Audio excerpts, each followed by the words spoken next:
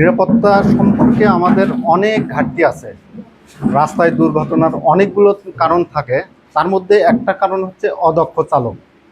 বিআরটির কার্যক্রম হচ্ছে যে দক্ষ চালক বের করে নিয়ে আসা। সেখানে আমরা দেখতে পাই যে কিছু টাকা হলেই পরীক্ষা ছাড়াই অনেক সময় ড্রাইভাররা লাইসেন্স পেয়ে যাচ্ছে।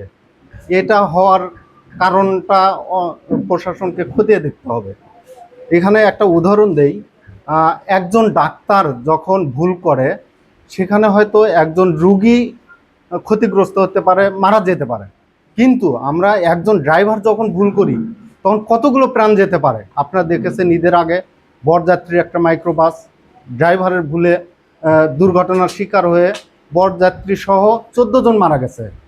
সেখানে ডাক্তার হতে কত প্রসেসের মাধ্যমে যাইতে হয়, তাদেরকে কত পরীক্ষা নিরীক্ষা করে দক্ষ করে ডাক্তারের সার্টিফিকেট দেওয়া হয়। আর এই ড্রাইভারদের ক্ষেত্রে এত অবহেলা কেন?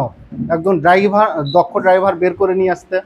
আমি চাই বাংলাদেশের সরকার ড্রাইভার মানে সহজভাবে যাতে দক্ষ হয়ে বের হয়ে আসতে পারে সেই পদ্ধতিটা বের করে নিয়ে আসুক।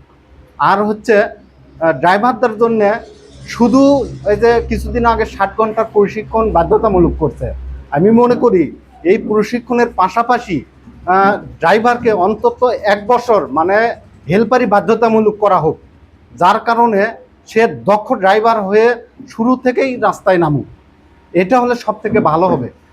লাইসেন্স পাওয়ার পরে আরেকটা করা যেতে পারে যে পণ্যবাহী গাড়ি দিয়ে তাকে ইন্টার্নশিপ হিসেবে 6 মাস অথবা 1 বছর রাখা হোক। পণ্যবাহী গাড়ি চালায় তাহলে হয়তো পণ্যের উপর দিয়ে যাবে, মানুষের জীবনের উপর দিয়ে যাবে না। মানব সম্পদ একটা দেশের জন্য খুবই গুরুত্বপূর্ণ।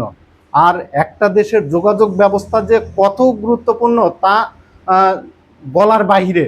যে দেশের যোগাযোগ ব্যবস্থা যত উন্নত সেই দেশ তত তাড়াতাড়ি উন্নতি সাধন করে। এই ক্ষেত্রে আমি বলবো যে প্রশাসন আর কর্তৃপক্ষ যেন আমাদের ড্রাইভারদের দিকে দৃষ্টি দেন আর ড্রাইভারদেরকে দক্ষ করে গড়ে তোলার সহজ পদ্ধতিটা বের করে নিয়ে আসুক। এটাই আমি বলতে চাই। আমাদের জন্য দোয়া করি।